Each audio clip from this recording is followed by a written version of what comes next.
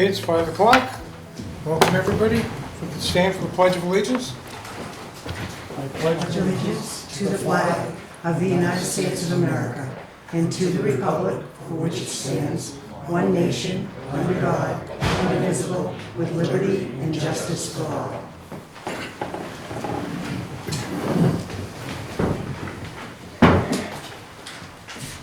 Okay, first item on the agenda tonight is the RSA 215-A:6, operations of OHRVs on a section of the Industrial Park Road.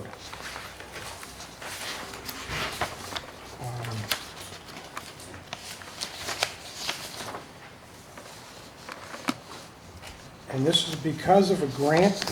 You want to read? Yeah, you go ahead if you want. What the town was advised was through the New Hampshire Bureau of Trails that they were going to enforce what should have been enforced some time ago, and that was access to the rail trail, which has been historically used across from, I think it's Hammerdown is the business. That a portion of that trail was purchased with transportation enhancement improvement funds, which prohibits access to motorized vehicles. And I know I've heard it's gone on for some time and what have you, but the state agency brought it to our attention. Not only that, but two other areas that we're working with them on. But in this area, it would then cut off access to the trail for that business. And so I got with public safety, police chief, fire chief, and DPW, and one of the only alternatives in the sense of was to have the board consider a section of Industrial Park Road to be open to the OHRV vehicles for maybe a one-year trial period, a sunset period, and see how that works. And under New Hampshire law and information provided by New Hampshire Bureau of Trails, this required a public hearing. Okay.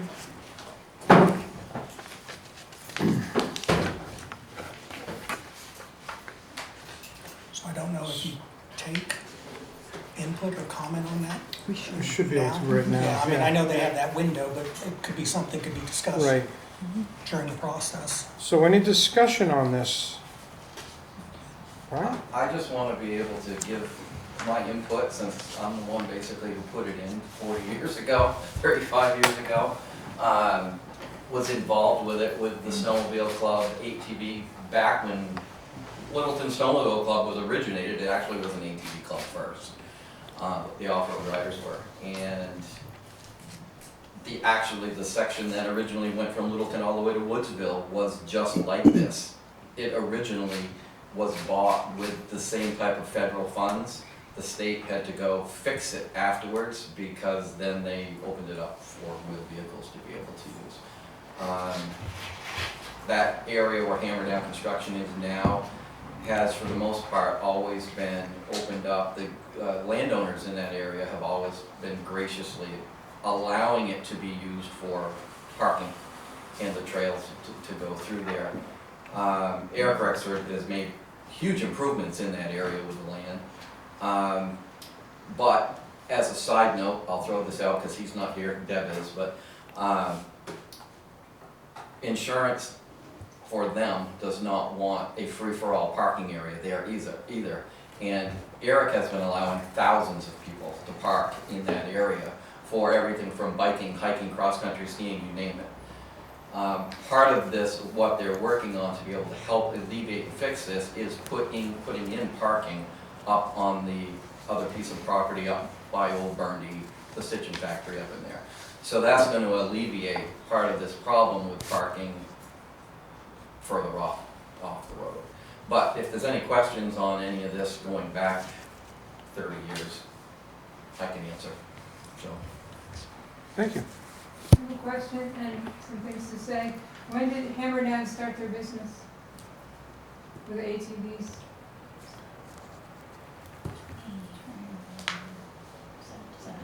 2017. Okay, so the Board of Trails and the town manager, Andy Dorset, They knew in 2017 that this new section of trail, not just the one you're talking about, but from the disputed point under the interstate all the way to Bethlehem, would not allow OHRVs. Yeah, they were told that by DOT. And they just sort of forgot about it, or they didn't talk about it. Right up to 2019, when there was a public meeting about it, and there was discussion about ATVs.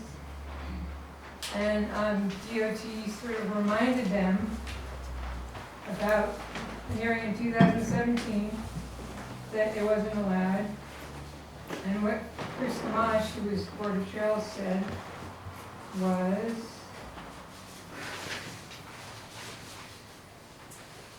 this is Chris to DOT, you guys should have been all over us about this. We have continually been talking about the uncertainty and no paperwork about it.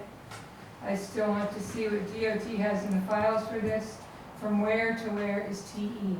TE meaning TE funded rail, meaning no HRVs. So Chris Gamache, Board of Trails, is asking DOT, show me the spot where the OHRV access ends. Says no one can answer that question, and DOT does not seem to have any old files to confirm anything about this funding. Well, they did have the files, and they've known since I think 1996 where the rail section ended, and they gave me the map where the rail section ended. So DOT hasn't been upfront about it, and Andrew Dorset wasn't upfront with the town about it. This snippet here from Industrial Park Road to under the interstate, I contacted Board of Trails and I told them this section's not legal for OHRVs, and they did nothing. They did nothing, they didn't respond to me, they didn't care. I came by later, there was a sign up. So I wrote to them again, and I copied Federal Highway Administration, which for some reason oversees TE funding. They're the ones that stepped in and told BOT to do something. What did the Board of Trails suddenly cared about it? They were happy to go on, not telling anybody what was going on and using that section of trail. The section of trail from under the interstate to Woodsville has always been OHRV allowing. It's a different funding. It was not TE funded. As far as I know from talking to DOT, no TE funded rail has been given an exemption. So Claremont, Haverhill, towns that had discovered that they had TE funded rail wanted to have OHRVs. They've never been in New Hampshire given an exemption. So that's the story of the Board of Trails. There's another aspect of why the Board of Trails is so casual. And in the lawsuit in Gorham, Board of Trails was given sovereign immunity. So they were not responsible for following the RSAs. So in that lawsuit, it's been determined that the people that abut the trail have lost quiet enjoyment. The judges said that they've lost the quiet enjoyment of the property. In the RSAs, that means you have to close the trail to OHRVs. But because DOT has sovereign immunity, they don't have to close the trail. The trail is still open.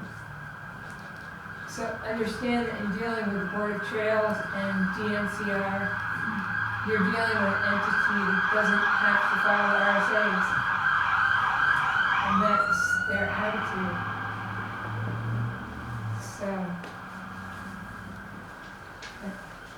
So basically, this meeting is to look at a way around that section that they're not supposed to be using.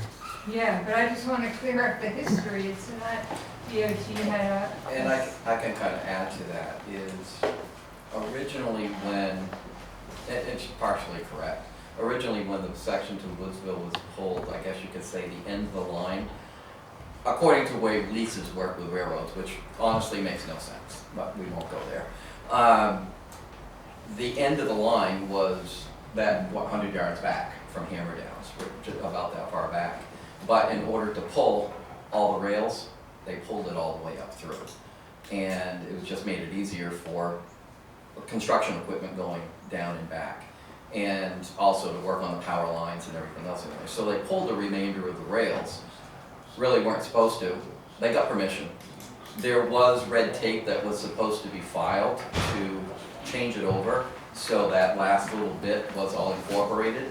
But as usual with the state and with DOT, it never happened.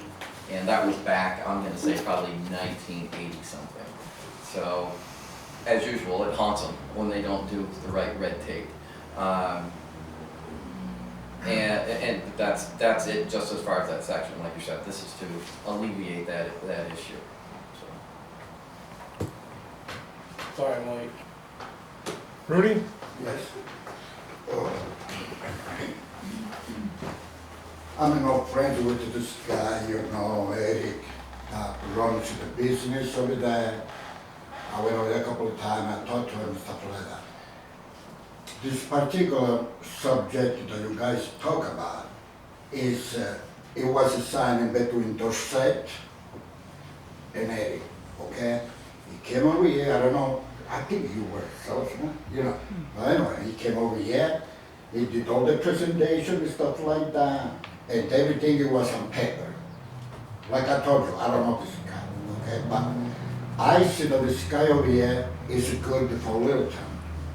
He brings a lot of money, he's got a lot of custom, he takes care of, the track with the people, use them. My suggestion is that the town manager, maybe you can go back about 2 years, 3 years, and you read everything that was said, and this guy they wrote, and he signed, with the signature. And then maybe if you guys got a different opinion, or you think, it's dangerous for the resident of Littleton, then you're gonna change it. But right now, I think this is one of the best things that happened in Littleton. In the winter time and spring and summer, this guy brings a lot of customers. They go eat, they spend the money over here. But it's the same to you guys, and like I said, it's maybe, Jim can get the paperwork that was signed up by Dorset and Eric, and you guys can go from there, but I don't see anything wrong. Thank you. Nothing wrong. Thank you. Rudy, we agree with you, and actually Eric Rexford and Deb and the family have done a lot of really good things with the business. Yes, he's a nice guy, he talks with you guys, it's a good business going on. Right. It's good for us. Exactly, and that's why we wanted to do a workaround. If we Yeah, can't use that definitely. because the state is saying no, can't use it, Chief Smith and his team come up with a ordinance. Sure. So I don't know if it would be helpful to read the ordinance. I mean, it's 2 pages. But I think they've done an excellent job coming up with something that they can monitor. Yes. That way Eric's business is still gonna be viable and that we can support it. What I'm trying to say, doesn't make any sense for you 3 guys, right, and maybe for the town manager to change whatever is already, in town hall, okay? That was assigned by the state, by, it's, you guys can work together. So, thank you. Can I ask a question before you read that? I just would like a clear understanding from Eric's land, what access are we talking about geographically? Is it like right across the road there to the railroad track, or is he going under the overpass Actually, and can't, then back on the track, or what? I'm just trying to be clear. up the side of the industrial park road, Okay, until you get past the Burndy Road to the cut-in that goes down onto the rail bed. so it's just to go up the industrial park road and back onto the railroad track? Yeah, back onto the railroad bed up there. Okay. It's where the snowmobile crossing has been for 35 years. There's an existing, anytime there's a crossing on a road, whether it's a state road, town road, it has to be approved by either DOT or the town. You just can't have a free-for-all. So that one has been established as a, I guess, safe crossing zone. And there's multiples all throughout the town. And that section right there, because of the, you can see basically the distance going in both directions. And that's why Yeah, that's just trying to clarify that it just relates to the railroad track side, and that they're not going up to Eric's property up Burndy Road, correct? Right, we haven't just, enough, That's a separate discussion. Paul? Actually, the ordinance does state McBurney Road. You're going to have just as much traffic on Industrial Park Road and Burney Road. That's why I put Burney Road in there for access. We've had issues with it. This is a good time to sunset it if the board approves the ordinance, to see if in fact there is more vehicle complaints or any type of complaints associated with the OHRVs. But the ordinance does include Burney Road. Well, I object to that completely. Because at 3:30, if anybody drives down that road, with people leaving my business as well as Burndy, it is crazy up there with the traffic. You're considering, and again, this is why you have public hearing, but if you're gonna consider Industrial Park Road, Burney Road, the traffic is less than Industrial Park Road. So, the consideration was, if there's gonna be access, you might as well grant access directly to the other piece of property. And that's part of the reason that the parking issue that we had talked about Eric's basically building a parking lot up in that area as well to for all recreation, it's not just straight to be for biking.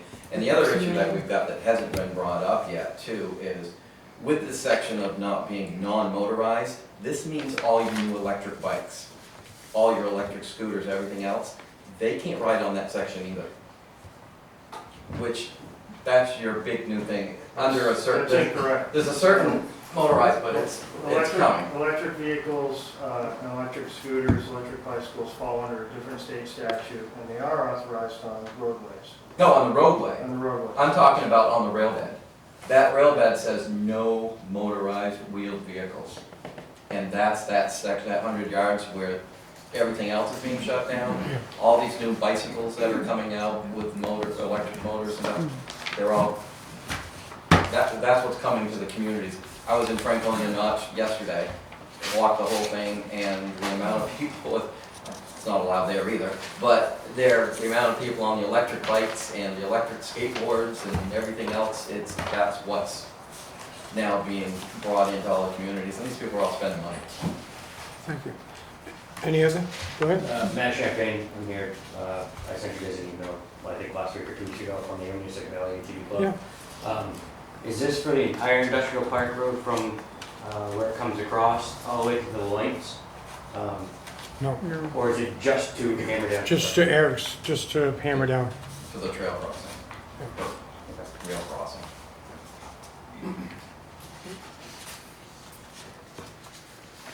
Anybody else?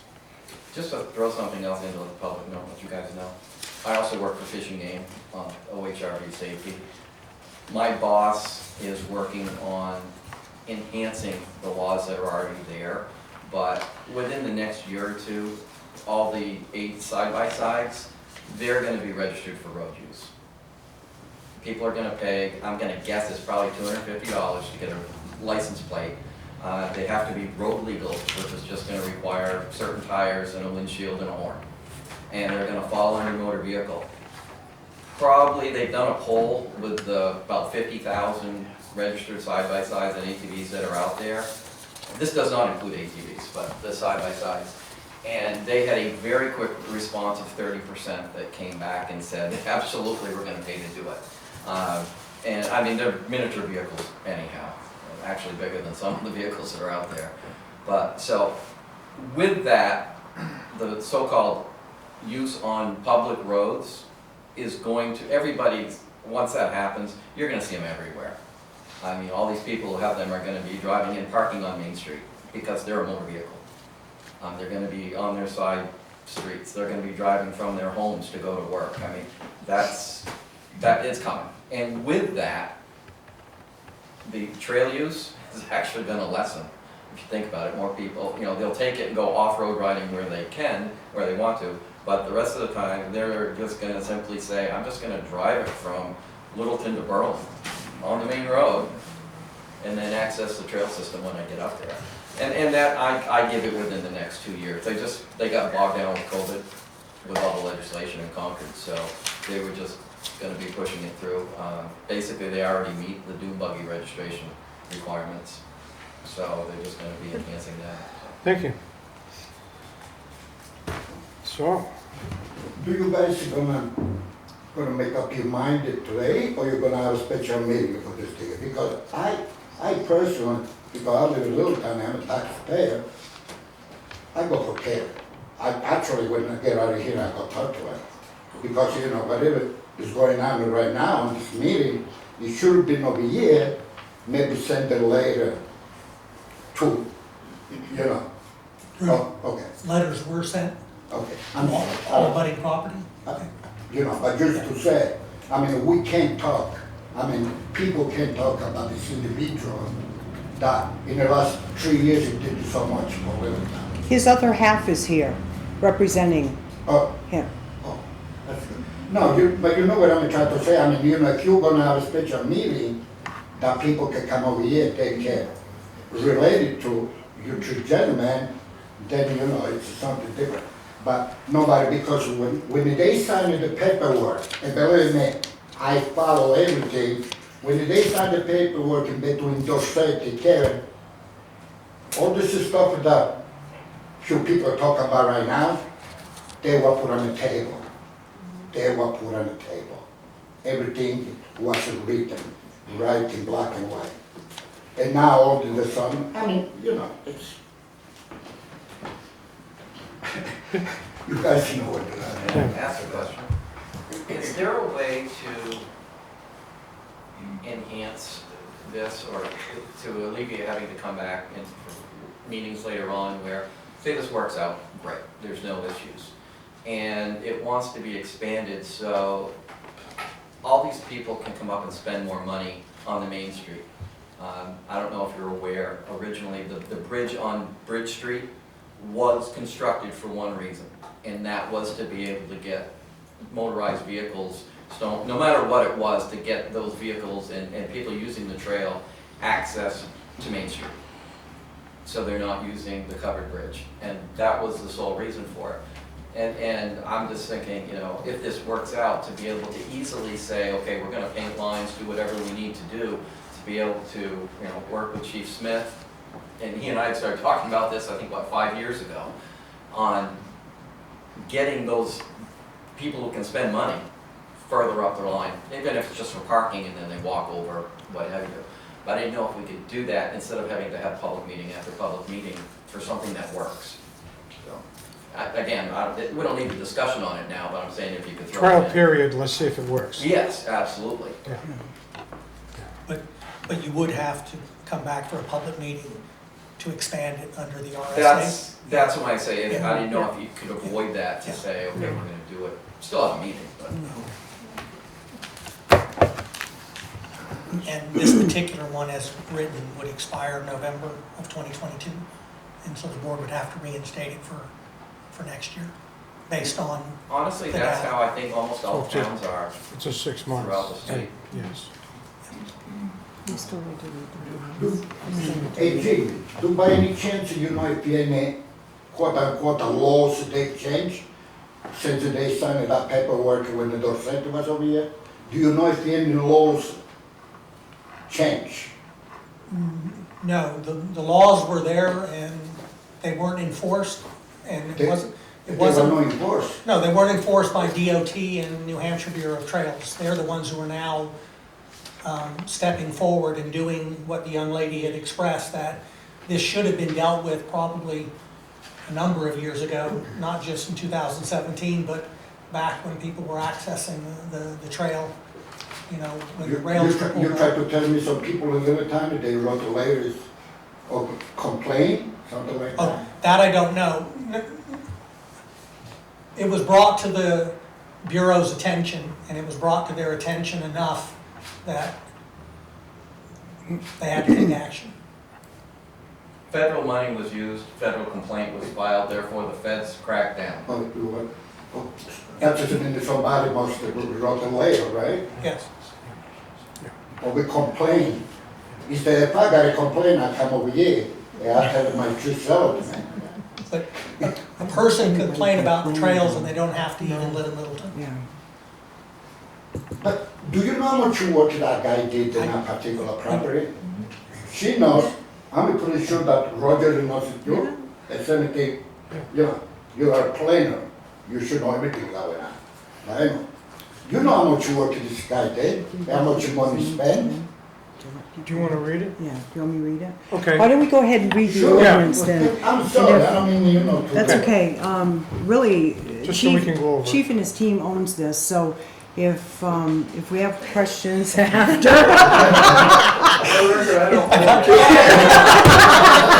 in a good way. I just want to make a comment before you read it. I was directed to come up with the ordinance. The state, primarily north of us, Coos County, and the New Hampshire Fish and Game have tried to make all the ordinances the same, so you don't go from one town and all of a sudden you're in violation in another town. So I got their generic ordinance, added some things for Littleton in there, it went through council, and then we got it back. So the ordinance is up to date with New Hampshire state statutes as well as New Hampshire Fish and Game laws. So it's pretty much the same that they have in Lisbon, that they have in Lancaster and other communities that allow OHRVs on roadways. But this one's a little bit different because this one sunsets in November. We don't have any statistics for or against an ordinance on the industrial park road showing there are motor vehicle complaints, except for when that portion trail was not blocked off and people were crossing over and going illegally in an area that they shouldn't have been going in. There were complaints there, but people, just briefly, people have to be in full compliance of basically motor vehicle law when operating on the roadway. Thank you. So I'll go ahead and read it, and then I would imagine if anybody would like a copy of this, they could get it through the town office. Okay. So ordinance operation of off-highway recreational vehicles on town roads. Number 1, purpose. The town of Littleton, New Hampshire is a tourism community that welcomes and promotes recreational use of off-highway recreational vehicles, hereinafter OHRV. This ordinance is intended to identify lawful operation, permitted access, and travel routes or route in our community. Number 2, authority. New Hampshire RSA 3139, purpose and penalties. New Hampshire RSA 3139D, local ordinance, citations, pleas by mail. New Hampshire RSA 4111:11, regulation of use of highways, etc. New Hampshire RSA 215A:10, limitations of OHRV operation on class 1, 2, 3, and 3A highways. New Hampshire RSA 215-A:15, regulations of political subdivisions. Number 3, definitions. A, off-highway recreational vehicle, or OHRV, are as defined in RSA 215-A:1. B, public way is as defined in RSA 215-A:1. C, designated public way is a public way as defined herein that has been designated under this ordinance for use by persons operating an OHRV. Number 4, permitted travel routes. A, OHRVs are only permitted to travel upon those designated public ways as articulated herein. See Section 6. B, OHRVs shall operate on the extreme right in a single file and follow normal traffic pattern, speed, comply with the New Hampshire state statute pertaining to the operation of a motor vehicle on a way. Number 5, prohibitions. A, no person shall unlawfully operate an OHRV within the town. All persons operating an OHRV shall do so in a safe and prudent manner, complying with all traffic safety devices, signals, and signage, and fully comply with RSA 215-A. B, no person shall operate any OHRV on the designated public ways so as to endanger any person or damage any property. C, no person shall operate any OHRV on the designated public ways during the period from 1/2 hour after sunset to 1/2 hour before sunrise except in emergencies. D, no person shall operate an OHRV on the designated public ways from November 4 to May 23 of every year.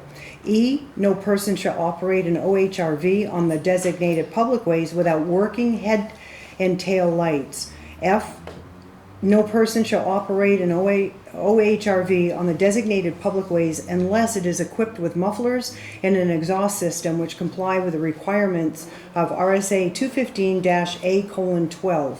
G, no person under the age of 18 shall operate or ride upon an OHRV on the designated public ways without lawful protective headgear as articulated in RSA 215-A:13-A. 6, designated public ways. In Industrial Park A, Industrial Park Road from 167 Industrial Park Road to the designated entrance to the OHRV authorized section of the Ammonoosuc Rail Trail. B, Burndy Road. 7, penalties enforcement. A, any person who violates the provisions of this ordinance shall be guilty of a violation and shall be fined. First offense, $100 fine. Second offense, $250 fine. Third offense, $500 fine. B, the town may avail itself of all possible enforcement avenues allowing by statute, including but not limited to administrative enforcement pursuant to RSA 39-C. This ordinance shall expire on November 4, 2022 unless said expiration date is modified or removed. Thank you.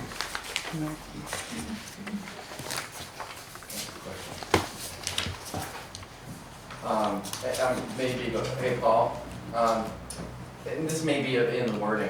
Am I correct that in the wording that because it falls under New Hampshire automotive, whatever, law, it's basically no one under the age of 16 is allowed to operate. You have to have a driver's license to operate, because that's what we did in all the other towns.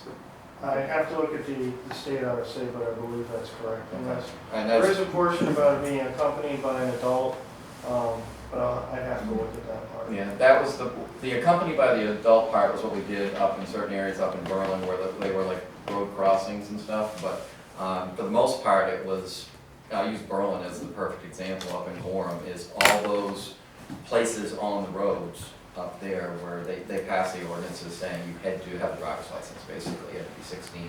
So you couldn't have the 12-year-old operating on the public way. So there are some areas that are considered trails, where the road is considered a trail and whether you're an adult, but that I don't think is what this would be considered, but I would look into it because you don't want 12-year-olds on four-wheelers riding the roads. So. Thank you. You're looking for a motion? Is that I think what so. you're I looking have a for? question about the dates. Where did they come up with the dates? The dates? Chief, where did you come up with the dates of November 4th to May 23rd? The dates are specific to all the other OHRV. Okay. The Mud trails are- season. The trails are restricted after those dates. And the So- sunset date that's on there is a decision that you would make. If I come back with a study that says we've had 100,000 complaints or some, grotesque amount, or we have safety issues, that'll be reported back to you, and you can make a decision whether you want to keep the restriction or lift it. It's up to you. Now, are they allowed on the trails any other time? So our rail trail, because it's owned by the state from here to Woodsville, Right. snowmobile season, it's open basically 24/7 when there's snow on the ground for Okay. snowmobiling. For wheeled vehicles, no different than the ordinance says, the Okay. sunset, so you can't Okay. ride it. Basically, Okay. it's gotta be light out in Right. order. I mean, I don't ride over And they've done ATVs this. or anything like that, or even Well, snow machines, so I And- don't know and anything they've done about that- They did that statewide for Okay. people living in homes. it. Well, and mud season is part of it. Exactly, with the erosion. Which and makes stuff. sense to Although, me. are the rail Yeah. trails open year round because of the aggregate that's down? I mean, you're riding on concrete Right. anyhow, so Right. it's not really a problem. Okay. Okay, so you're looking for a motion to accept the ordinance as written? Yes, I will so move. Second it. okay. All in favor? Aye. Opposed? Nay? Excuse me. Do we have a copy of the letter that you read right now? Do Kevin's got a copy of that? You want a copy of it? No, me, Kevin, you know, the guy down is, I don't ask Okay. Mr. Eric. Eric. Did Eric get a I'm copy sorry, of it? Eric. No, that, we haven't yet. Do We we- can get it. Why not? We'll get it. All right. do he have a copy of He that? doesn't, but we'll get one. We'll pick one up. Well, then I'm not too sure that you guys can vote on. Well, this still helps with his business, Rudy. This still is benefiting, him. Benefited what? Benefited what? Mr. Aguilar, the chief, who else? Doesn't gonna benefit nobody, doesn't gonna benefit us. Rudy, What? what this does is allows his business to continue to where people can still park there and then potentially on his property on Burndy, and they'll still be able to access the trails, so those people will still come to Littleton, they'll still shop, they'll still go to the restaurants. If they didn't do this tonight, then that would severely not only hurt his business, could have an indirect harm on the town's Yeah. economy in the fact that Yes. those folks would find somewhere else. Rudy, To it go for the passed, trail. it's a good thing. Yeah. When I'm trying to say, what do they gotta vote for? No. I'm laughing because, you know, I care about the people from Littleton. Rudy, what they voted for was the ordinance that Kerry just read that authorizes the off-road vehicles to be on that section of industrial park so they can access the trail at a point that's legal. So they just approved his ability to have his customers access the trail. It's good. It's good. Okay? I'll give them a copy of the ordinance. Can I ask one last question? Thank you. Lisbon just recently opened up part of there so they can get people across the river. And they did, I thought, a really good job with the painting, different color paints, and they checked the trails, the Bureau trails in Fishing Game. Has there been any discussion on that? I think they use like a light green or light blue paint. And it's just so when people are there, they know, okay, stay to the right. They basically follow the green line, kind of, to be like going through the hospital. You'd like the sidewalks on Mill Street? Okay, But yeah. enough said. And I think it's a good idea to, again, Lisbon's, I think, was Matt still here? Hey, Matt, what color paint did Lisbon use? Blue. Blue, light blue. So they used, again, I think it was a light blue paint, but I thought it would just, it really worked perfect because people, they're still following the traffic pattern, but they know where to stay. It's not a bad idea. I think it's great, that's a great idea, Yeah. because my property is gonna get the most of. I mean, you're right in the middle of use it, right? On both sides of the road, and before when that was happening, they're just driving right over my property. We want to prevent that from happening. I'm all pro is ATV, so don't get me wrong. I Right. mean, I think it's great for Littleton. I think this is a good thing for the community, but it's like, who's gonna police it? Am I liable if someone gets hurt on my property, for instance? Anybody can get sued for anything. Yeah, we've got noticed that, but Can I answer that? Yeah. So the goal of this ordinance is to keep them off your property. Right. And if they do go on your property, contact us. We can, obviously, there's enforcement means. But there's actually a section in there about, and obviously OHRV law, that prohibits that. So we can take action on those individuals through fish and game law, as well as our ordinance, if they are damaging your property. The goal is to prevent that, keep them on the paved portion of the road. yeah, absolutely. Safely. No, that's right. And that would be, you know, I would be asking you as a landowner and a business owner to report back to us so we have this documentation so that we can help the board make a decision in the fall if they want to continue with this. If you don't, and we don't have the data, we need the data to say yes or no. And has there been any discussion about speed limit? And that has been an issue in the past, it's for general traffic up there. So, It's in there to run the same speed as the Right. vehicles on the is road. it, which was what? 30. 35? Yeah. See, The trail How's is this? 25. huh? The trail is Well, the 25. OHRV is trails 25. In Berlin, they dropped it down to I think 15 miles per hour on all the paved roads, which you're not gonna do Bernie Road at 15, but they're gonna drive within reason, but Even the industrial park road, if you had them at 15 miles an hour with the tractor and trailer traffic, yeah. it would make a cluster. I mean, it's only for 100 Sure. feet, so it's not like it's a lot. It's passed, we'll see in November, and if there's an opportunity, then we can do those kind of changes and things, and the chief will find out if we've got tickets, speeding, or other issues, and then we can address those. So it's passed. Yeah. I got a couple quick questions. So this goes in effect, like, say tomorrow, if I go down, wanna go for a ride, I can go on the road and go down into the rail trail from, like, the old snowmobile way. Is that kind of what I'm understanding? We'd need signage, probably.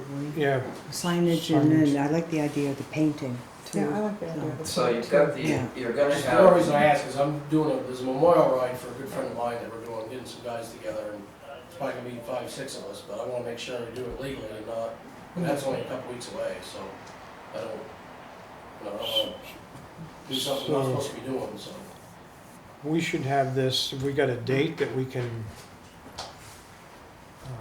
The state also currently has not shut that portion down. That was another thing I was gonna ask, I mean, it's gonna be marked, so people, because I just walked it last Saturday night, there was people still going through it. Yeah, the state has not shut that down. Paul, when are they gonna shut it down, the state?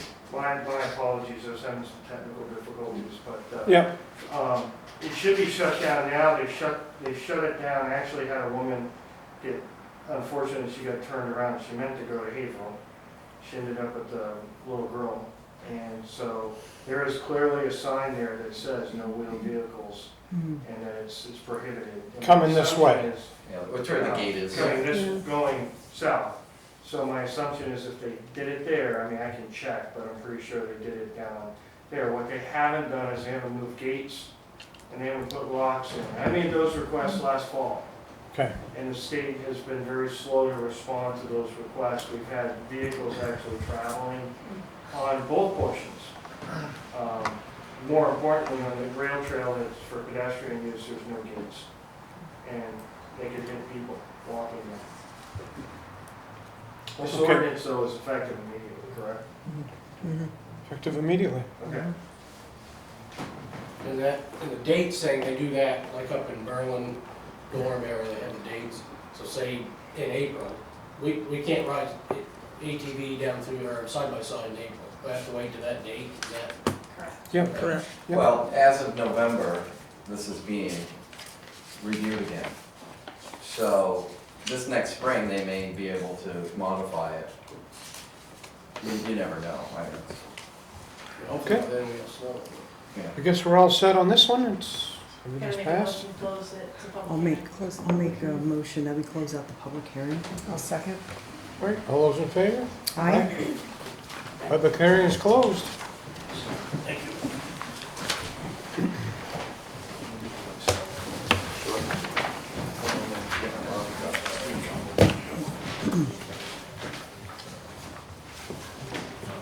Okay. Appointments. Do you want to do approval? On appointments, there shouldn't be anything, right? Yeah. No. No, No. they'd be listed. Yeah. Okay, approval of the minutes of the meeting for 5/23/02 to 22. Excuse me. I've read them over and The only thing, and this is not Vicky's, I had made a comment about the Memorial Day parade, and it's really a procession. And I think it should be noted in the our minutes. I mean, it sounds like a small thing, but it's really, and this is not on Vicky. I'm sure I said Memorial Day parade, but it should be a procession. okay. Okay. But So with that change, I would make a motion. accept it as amended. I'll second. All those in favor? Aye.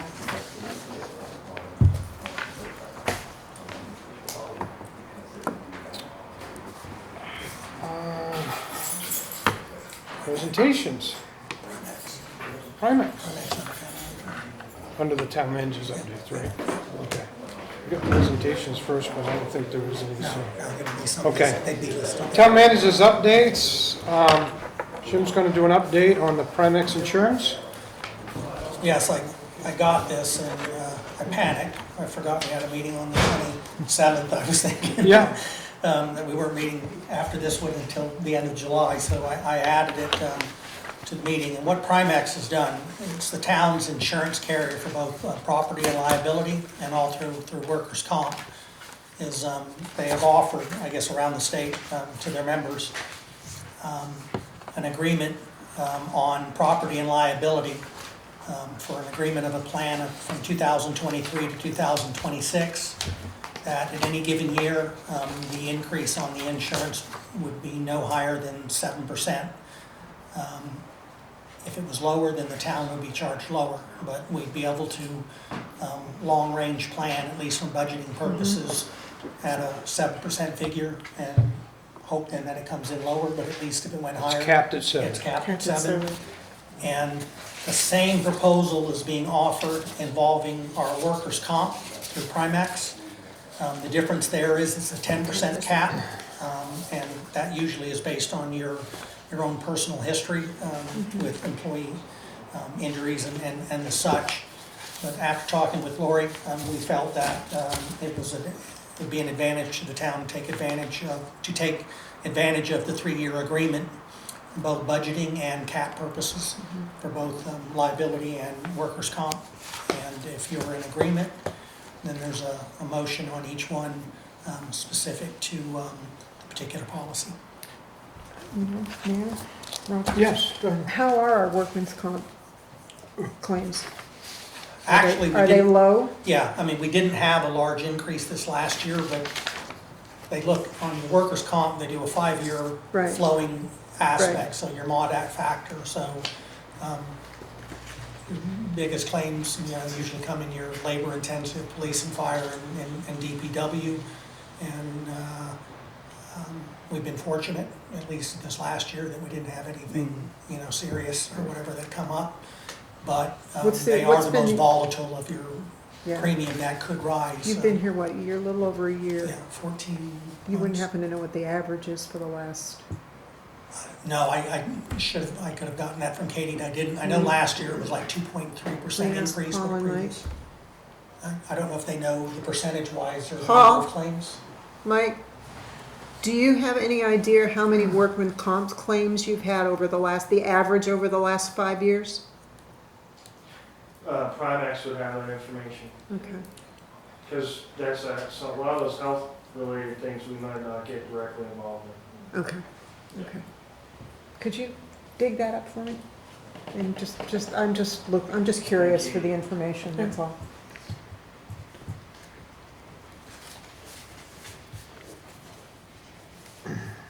So you wanted, So we're looking for a Motion? motion to Motion? approve the resolution to enter Primex property and liability Yep. contribution assurance program 2023 through 2026. I'll make that motion. I'll second it. All those in favor? Aye. Aye. Jimmy, you need just that one motion, you did get another? That was the No, second one for second one on the the workers' comp. workers' comp. I'll do the second motion to approve the resolution to enter Primex Workers' Comp Contribution Insurance Plan for 23 through 26. I'll second it. All those in favor? Aye. We're good there. Thank you, Jim, for that. Yeah.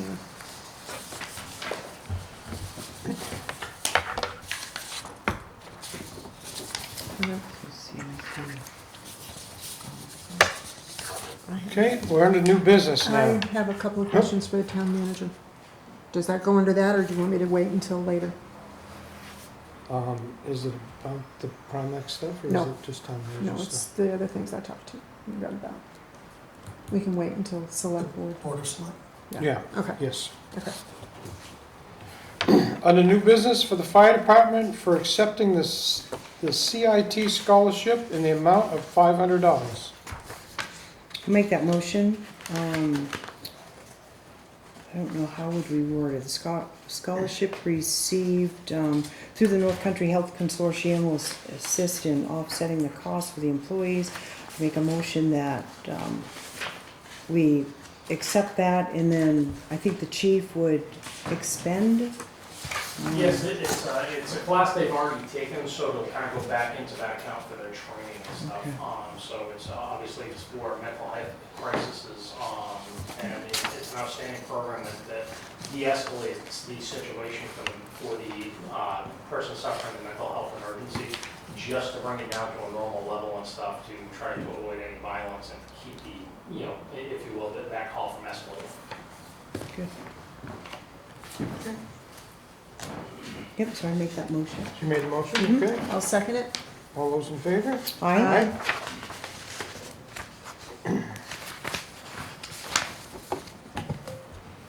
Okay, fire department accepting the NHCF grant award in the amount of $1,000. This was, That was from Jeff. came to us from Jeff Whitcomb, Yeah. New Hampshire Charitable Foundation. Said the donor that wished to donate in memory of Jeff Whitcomb. And we need a motion to accept the $1,000. So I will make the motion to accept the donation of $1,000, which will allow the Fire and Rescue Department to attend instructor training courses at New Hampshire Fire Academy and offset costs associated with those courses. I'll second it. All those in favor? Aye. Aye.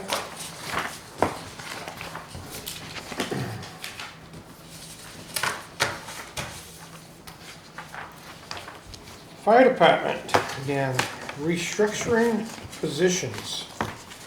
I take the floor? Jim, you want to take the Yeah, floor on that? yes, sir. Wanted to advise you all, I've been in discussions with the fire chief over some efficiencies and also helping lighten a little bit of the load, because he's wearing quite a few hats. And in our discussions, we felt that it would be appropriate to make the deputy fire chief's position, and in doing so, would move Captain Miller into that position. That would remove him from the union, and it would also remove him from the overtime cycle. I won't say that overtime will go away, but it should be paid at a lower rate than what it has been involving that. But more so than that, while it does affect overtime, the real issue is a little bit of continuity of management. It doesn't mean that this person would automatically become the fire chief should an opening come. That would still be evaluated at that point in time. But if the chief is out at a meeting, vacation, at one of these boards, working with other communities, it does give him the ability of having a person as a point person and charge for him in the department. And I think it's justified. We have a deputy chief in the police department, and it's absolutely not uncommon to have a deputy in fire department in terms of the chain of command for public safety. So it doesn't require a vote. I was just advising from an administrative standpoint, because it shouldn't have an impact on the overall budget, even though there may be an increase in terms of one individual. But with the openings that we've had in the department for several months, savings have been paid, or there's been savings on non-payment of personnel. So at the end of the year, we shouldn't have any impact financially in reference to the payroll line item. So I'm to understand the deputy chief is going from an hourly position to a salaried position? Yes. Okay. So what the last sentence is him, and to allow for the overtime to begin immediately? So he will also be paid overtime as a salaried position? Yeah, that was kind of confusing. On the letter, This right here. the letter that the I- chief wrote. Yeah. Mike might have to answer that, and I'll apologize, I did the cover. It's the last, I can speak on that. That's referring to callback for staff that are coming in right now to pick up some of the additional calls that we have going on with Franconia. We're in the process of working with our 3 communities that we actually contract with. We're going to be having a meeting later on in the summer to actually talk with them about our rates and where we're at, and kind of look at future contracts with them that are going to be longer term contracts. For the time being, that is to try to incentivize some people to come back in for some of those calls and cover for them. We haven't seen a big increase in our response for coming back for some of those calls. Right. So try and bring that back up so we can cover the second, third calls that occur with some of our members. So the overtime is for the rank and file, it's not for the deputy chief? Okay, all Correct. Deputy right. chief will not be receiving. Because the way it was written, it was a little ambiguous, so, Okay, okay, I understand. Thank you. you're welcome. So you're not looking, you don't need a motion on this? No. It's information purposes, I wouldn't make changes in that without at least advising you all. Yep, all right. So I got a couple more things to add on to that. Back when we decided to do Franconia,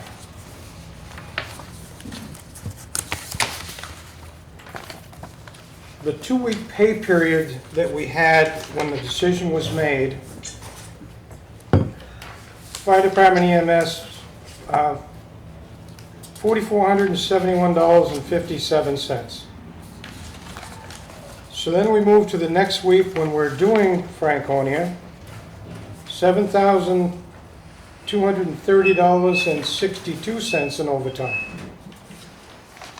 And then we move to the second week that we're totally involved in it, and it's $13,621.93. And the last 2-week pay period, $6,562.73. For a total in this 4 pay periods of $31,888.90. It's, how much money have we taken in from Franconia? I don't have an answer for that because it's based on the billing and stuff that we use with our billing company. So I can look back and I can tell you that all that overtime is not for Franconia. I'm down 2 positions, which I just gave, I just hired 2 individuals to fill those positions. So between those, some of my members that were out with it unfortunately suffered from contracting COVID from patients. And I might have had another injury in the department, I'm not 100% sure, but I have to go back looking through those, but I can tell you that those are not from Franconia. And all that overtime is covered in your budget? Yes. You pull it out of your budget? Yep, the leave time is all, basically, contractually, there are always 3 people are on duty, that's the minimum staffing that I Right. have. So with their leave time and everything else that occurs, that's where that kind of comes from. So it covers vacation time, it covers sick time, it covers bereavement time, anything else that comes up. Now, unfortunately, with 2 open positions right now and stuff, I've had those since probably, 1 position was from at the end of last year, I think it opened up around November, beginning of December. The other one just opened up back in, I think it was April. How soon will they be up to speed? One of them should be up to speed in about 2 weeks, the other one probably won't be up until this fall, as we're sending him through the training program to get him up and trained. He has the EMS side of it, but he does not have the fire side of it. It's just big numbers on overtime for me. Nope, I get it. And I can promise you that is not, from Franconia, since the day that we did the contract with them, I think there have been 16 calls that we responded down there in about a month's period of time. That was about the first week of May. And as of today, it's been 16 calls that we've done down to Franconia. And I think of those, I've had a handful of times that somebody's come back in to staff for another call. But part of the overtime adds up when we go to Franconia, you bring in for station coverage. If somebody comes in, correct. A lot of times, we're not getting people coming in. I think right now, unfortunately, with the openings that I've had, a lot of people are working a lot and stuff, and they just haven't been coming back in. So that's leaving the taxpayers in Littleton without, because we've contracted with another community. If you don't get anybody to come in, correct? If we get 1 person to come back in, usually we'll have a second crew that, with the 3rd person that's on duty, who can cover the engine or the ambulance for the next call that comes in. During the day, usually I'm there to cover that as well. So we've been able to make it work. It's just, we brought on some new call staff and stuff. I think I have 4 new call firefighters right now that we're bringing up to speed. My hope is that we're gonna get some interest out of them, that they're gonna be coming back in. A lot of them are interested in full-time work, so I'm not sure that remains to be seen. The call department are trying to breathe some life back into it to bring some more members in. It just seems to be that that's the trend across the country. Working with the fire academy actually has a retention and recruitment coordinator that they're hiring with a team that's looking into how to improve recruitment and retention problems across the state, because we're having that problem between full-time firefighters and call and volunteer firefighters. Okay, thank you. You're welcome. All right.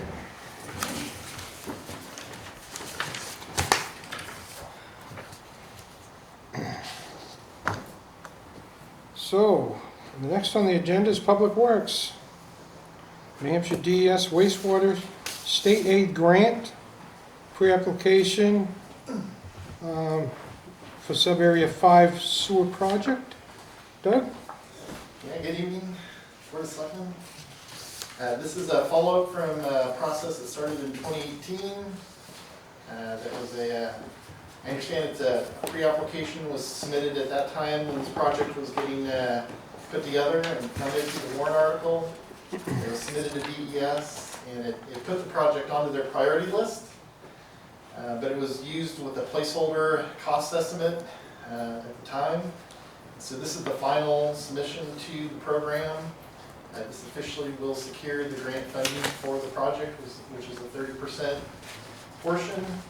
An amount of, with the final cost calculated, that 30% portion is $663,223.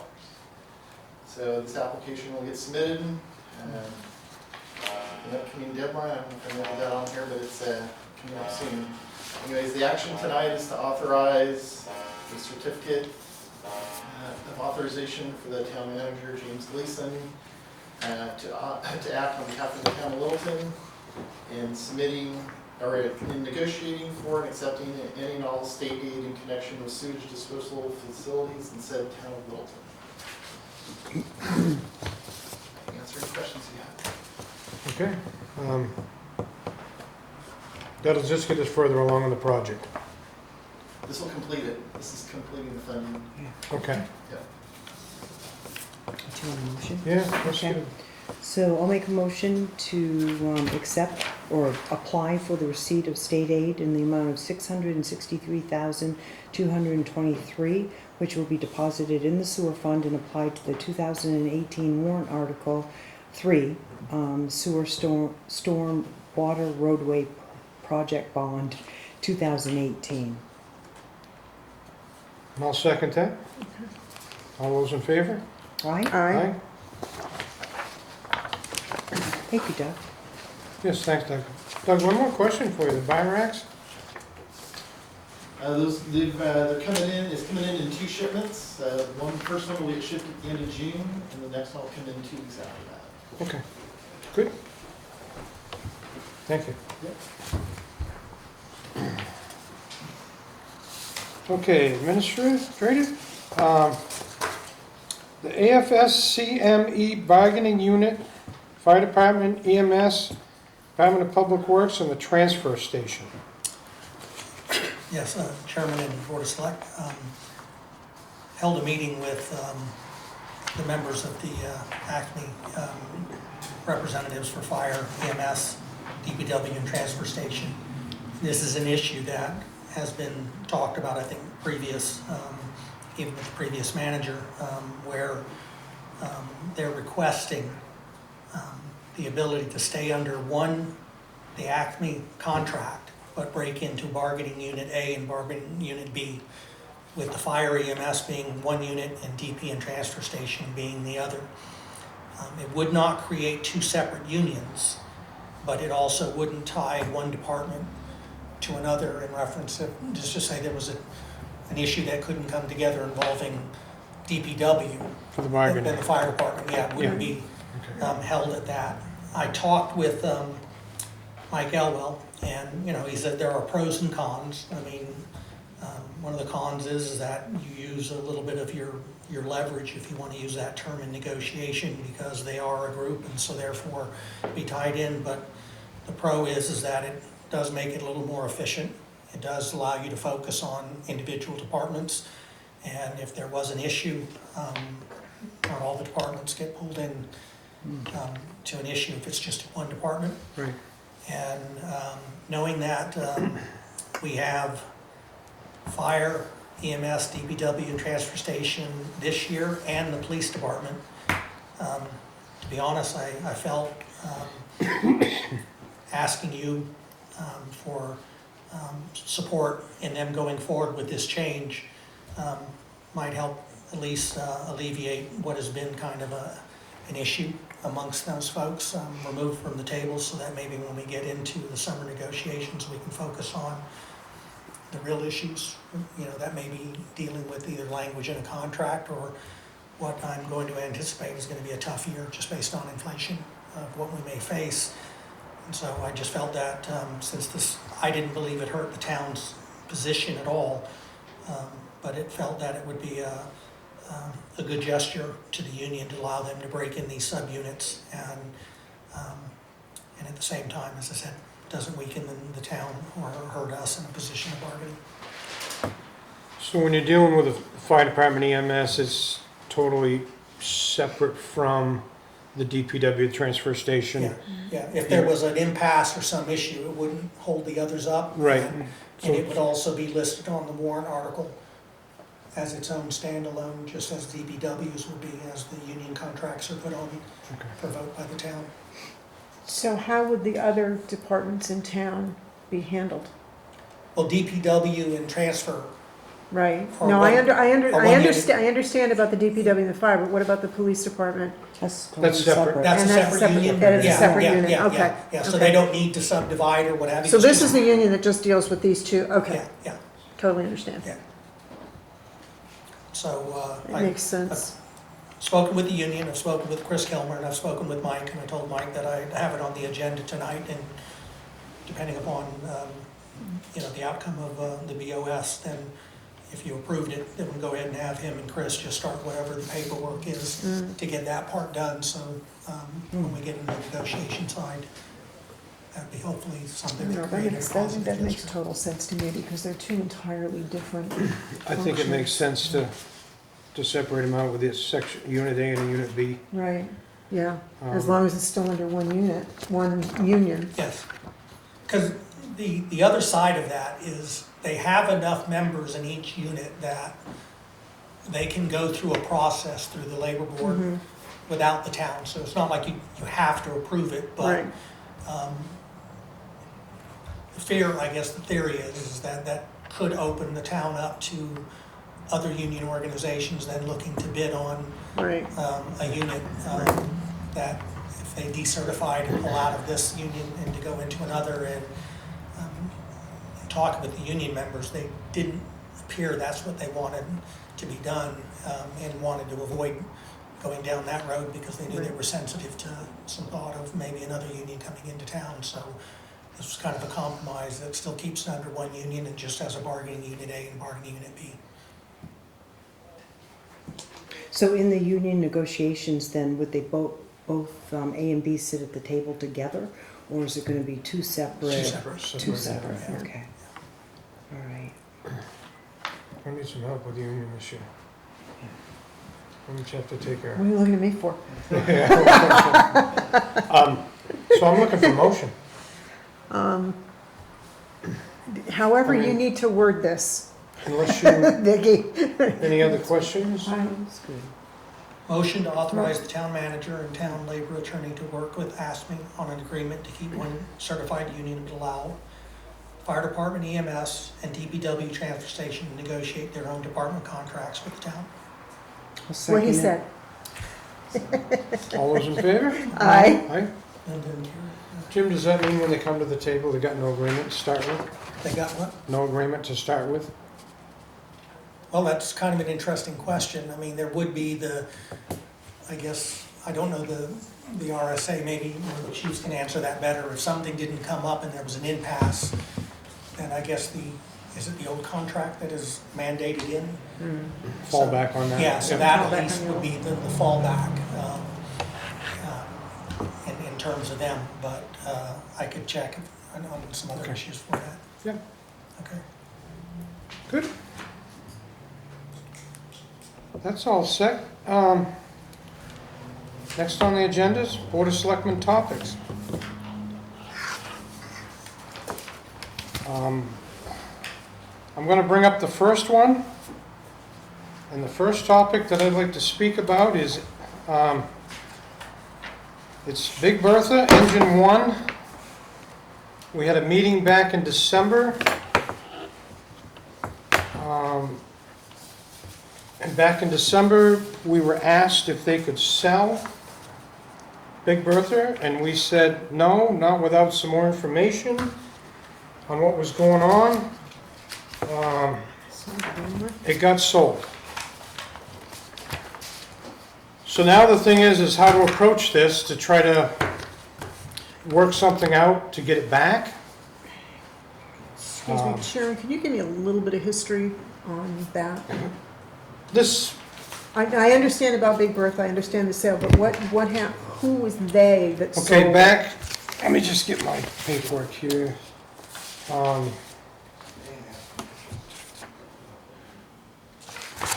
want to get back to the beginning because we were asked. Because I have the minutes from the meetings from 2004, July 2020, and October 2020. 2004, when we sold it, they wanted it sold to the Eureka Hose Company. Right. To be restored and used for parades and functions for the town of Littleton. Right, and it was sold and it passed 3-0. What happened is back then the dollar never got changed hands, so it came back to us. Jeff Whitcomb brought it back to us and wanted to know if we wanted to go through with it. We had to exchange the dollar, which we exchanged the dollar with the same terms, that it was to be restored for parades and functions in Littleton. Yep. Unfortunately, Jeff passed. The Eureka Hose Company couldn't find it amongst themselves to do anything with it. I offered to buy it back at the December meeting. They said they couldn't sell it back to us without having their own meeting, and they had their own meeting and they sold it. All the paperwork I have said it's not to be sold. Right. So they're in violation of the agreement between the town and Eureka Hose. So there's a lot of sentimental value to this engine in the town of Littleton over the years. Yeah. I just think that I got it passed on to me that the thing is falling apart, needs a lot of work. I inspected this thing myself back in December. I found it not to be in that bad a shape. And I think probably within a couple days in my shop I could have it running. So I think that there's a bunch of volunteers that would get together and help put this thing back on the road for parades and functions. So my question to you is, what's our next step? Has the buyer done anything, any work? No idea, no contact has been made. Is the Big Bertha actually in his possession It's in his now? possession. It left 3 weeks ago. Is it still located in Littleton? No. No. Well, first off, they're in violation of the agreement that we had made. So do we spend some money on a lawyer to get the thing back? If I could just insert there, we did hopefully spend a lot of money, but I did run this by Walter Mitchell, and while there may be the basis of a case against Eureka Hose, it's not sure what you'll get out of it. Right. Because they sold it, so his recommendation was why not approach the buyer? Yeah. And if you want the truck, buy it back. He said you'll spend more in litigation. True, very true. Courtney? Hi, so my concern still stands from what I said in December. The town let Bertha go to Eureka Hose. They absolved the taxpayers of any payment that needs to be made on Bertha to get her fixed. I would love to see Bertha fixed as well. I rode on Bertha as Sparky, so I appreciate Bertha, But I don't see the value of fighting this to take Bertha back for the taxpayers to pay for her again. I think there's an appropriate way to maybe make an agreement with the buyer, whoever that may be. I don't know the information, but I don't think it's worth it to the taxpayer to take on that payment again. So, a lot of the history of Littleton, right there in that fire truck, you don't think it's worth even pursuing? I don't think it's a value to the taxpayer to pay for Bertha to come back when there's a possible alternative option if we speak with the buyer. I'm saying that we should start with communication with the buyer. Courtney does have a point. I understand where she's coming from. We don't want to have to put however much it's going to cost to repair her onto the taxpayer budget. But that being said, maybe reaching out to the person who owns it now, you know, you were talking about you repairing it or volunteers repairing it, put that together, offer that to him with the idea that when we need to use Bertha in any of our processions or parades, that it will be available to us. The only problem with it is the fire truck is worth some good money, 100% restored. Yeah, well, So, if it comes up like that and he decides, somebody makes him an offer on it and it's gone, Littleton won't see it again. but you can build a contract in such a way that we can use it in perpetuity if it's, We built a contract that said that they couldn't sell it. yeah, I know. But, I have an additional question. okay, just a second, but as, you know, Jim said, is it financially feasible for us to go after it? Because you can't go after the buyer. Right. The buyer's deal was with Eureka Hose. With so- Eureka Hose, we'd be going after Eureka Hose for a vehicle that's no longer in their possession. I mean, it's a hard spot to be in because of the history and the sentiment, you know, the sentimental value that Bertha has for the town, in the town. But I mean, maybe approach the new owner. Yeah. Jimmy? He bought that truck for little or nothing. It's worth a lot more than what he paid for it. And if anybody's been around it, you saw the picture book I brought you. I drove it 100 miles, 200 miles around the North Country. And it's worth a lot more in the museum over here than it is sundown East Overshoe. There's a lot of history in it, it should stay in Littleton. Mike? Has anyone spoken to the president of Eureka Hose, to Jason Finkel, or? I've spoken to Jason. Okay. The reason why I bring it up, and my understanding is the agreement was given that the new buyer was actually, when he bought the truck, is restoring it as Littleton Engine 1, you know, completely restoring it to where it was. With it coming up here for parades, events, or whatever the request is, and when he is ready to get rid of the truck, it comes back to Littleton. And I'm not sure, when I say Littleton, I'm not sure if it's a Eureka Hose Company or a town of Littleton. But with the caveat of here's what I paid for it from you guys, and here's what I put into the truck, and not $1 more. So Eureka Hose told me that they have first option to buy it back once it's restored. Okay. So they're at his mercy. But again, I could be wrong, I believe it stipulates that it's for what he paid for the truck and what he put into it to restore the truck. Again, We'd have to see if that was in writing, Yeah. anywhere between him and Eureka Yeah. Hose. yeah, I say that that's my understanding, I wasn't part of it. I was supposed to get invited to the next meeting and I have heard nothing. Okay. So, I don't know if there's a meeting scheduled, I haven't heard of anything, but I'll ask my members and see if they know of anything. But that's the information that I have on it. I mean, I just hate to lose it. The problem with is everybody thinks it needs to be showroom quality, 100% restored. This old fire truck's got some patina on it from fighting all the battles it fought. It needs to get the motor running and a good set of brakes on it. and we can use this thing for parades and functions. That's a brand new motor in that. It's a brand new motor in it. Steve Kelly donated a lot of his money and time. Jim McMahon donated a lot of his time. They did that all on volunteer work. And just to see it go, it's just not acceptable. Roger, if you are this concerned about it, then as just a citizen, why didn't you step up sooner than after it's already happened? You have a way to contact Jason, correct? We stepped up back in December when they came to us to ask our approval to sell it. And we They were told, doing it as a courtesy, was my understanding from the meeting. They wanted to follow, they wanted to do the right thing. follow all the paperwork that we have from back when they first decided to sell it to Eureka Hose to be used for parades and functions and not to be sold. Mhm.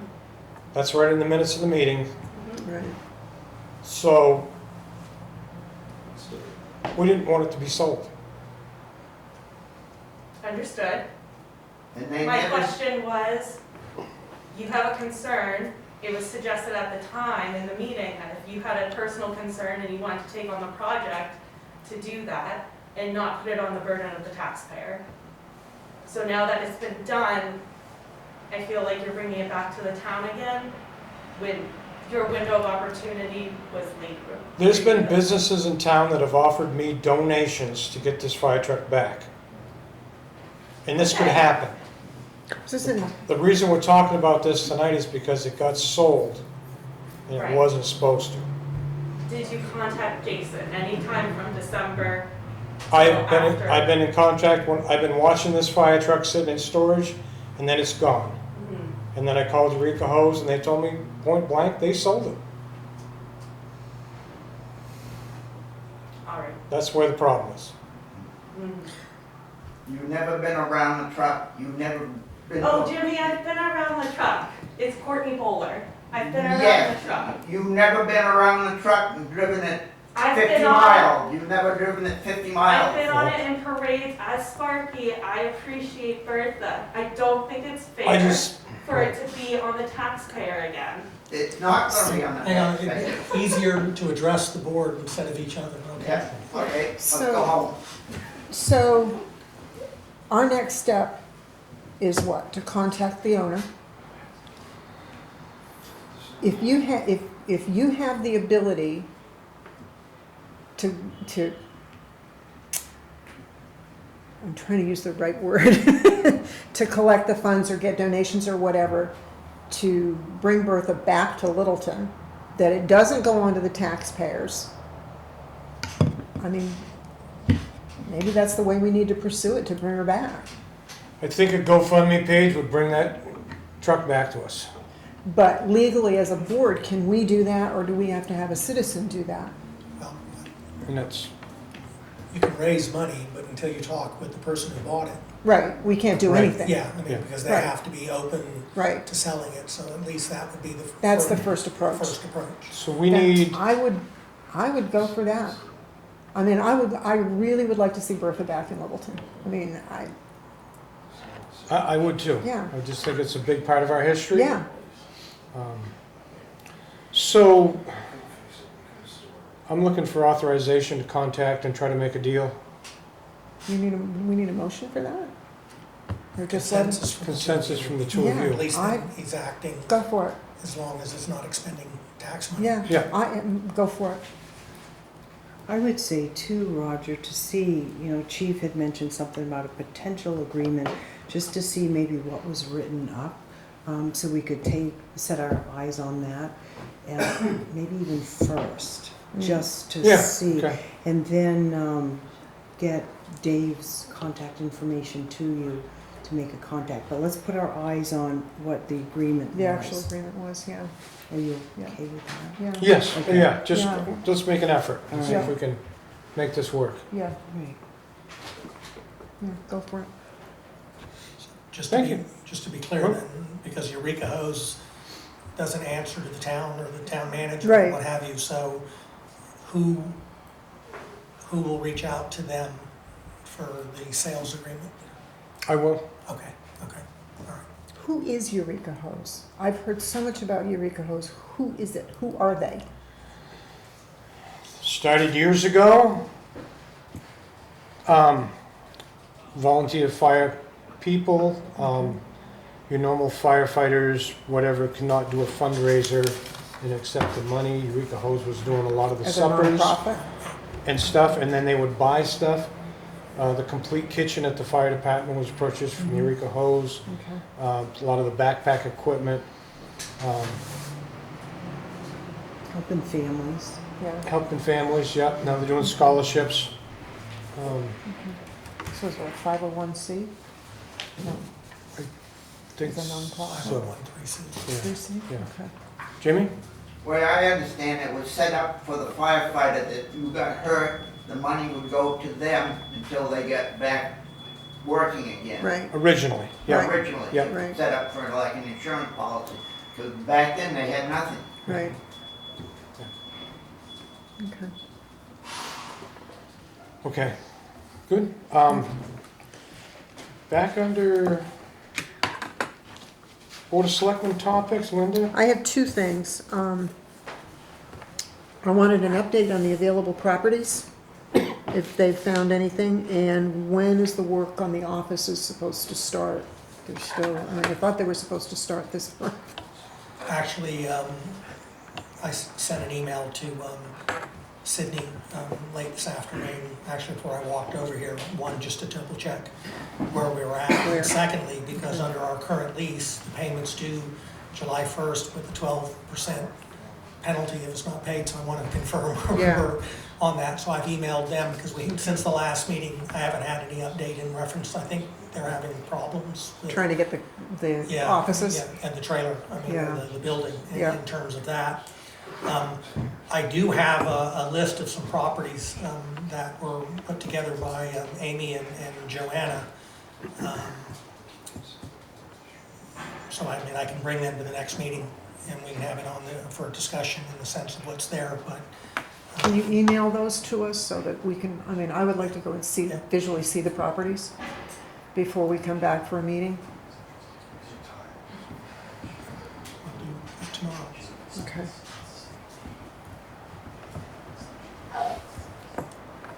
You gotta remember, these things are changing hands every day, I know, I Yeah, know, yeah. I know. so. Yeah, actually, So- one of the buildings that's on there is no longer available. I mean, that kind of thing. Surprise, surprise. Yeah, yeah. So the work on the offices,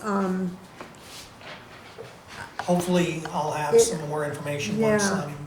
the vice president of the bank's been able to get back with me. Yeah. Because I have staff meeting tomorrow morning and everybody is just as Yeah. of They anxious wanna in the know, sense of, yeah. yeah, Yeah. of what to Yeah. do. Because each time goes by, that window pushes us later into the year, you know, when we're fall looking and at winter, the yeah. time of getting Yeah. done. But, yeah, you know, we'll work with them, whatever we need to do to make it work. Okay, good. You all set? Okay. If I get an answer back, I mean, I won't wait till next meeting, you know, guys, I'll update you on any information I get from the bank. No, thank you. Okay, Karen. I think on my end, I just want to give some shout outs to Billy Sargent for doing an awesome job in preparing for the Memorial Day procession. Those things don't just happen. So he did a phenomenal job with that. Not only the procession, but the honor at the Veterans Bridge. So huge shout out to Billy. Also to the taxpayers in the chamber for the beautiful flowers on Main Street. Wicked, It huh, just this looks year. great. Yeah. They look really Main Street, beyond Mill Street, Porter Yeah. Street, it does, it's really good. And again, that doesn't just happen, but to know that the taxpayers are investing in that is wonderful. Beautification, yeah. Yeah. And a big thank you to Adam for the first Friday night, June 3rd. Started out kind of rainy, Yeah. and it ended up being really good. It's great. Pollyanna Day was amazing. A lot of people around. Again, Veronica promoting that, bringing a lot of people, because it's back. It's the legislation now from the governor. It said the second Saturday of June is Pollyanna Day statewide. Plus it's the first weekend of Bike Week too, so there were a lot more people up here. Yeah, no, it was very, very good. So we're gonna have a statue of Pollyanna on a motorcycle. Never know. You need to get That'd some be- little ones that'd be that can fun. put on the motorcycles. So the final thing I have is, again, following up with you guys on the whole prayer Yeah. thing. I did speak to Attorney Jonathan Cowell from the New Hampshire Municipal Association. He said there is no RSA. So it's not like we can say it's RSA 139:5, whatever. There is no RSA. He said there are case laws that allow prayer at government establishments and in a clause, and then, or government functions. And it's established by tradition. So he said we've got full reign on that. So we have the legal authorization to allow. There is a Supreme Court case, it's Greece versus Galloway. So it's not a violation of church and state. So we have full authority to invite prayer at our meetings, if you choose. Good. Yeah. Thanks for looking into that. You're welcome. Okay. That's it for selectmen topics? So what do we need to do with this?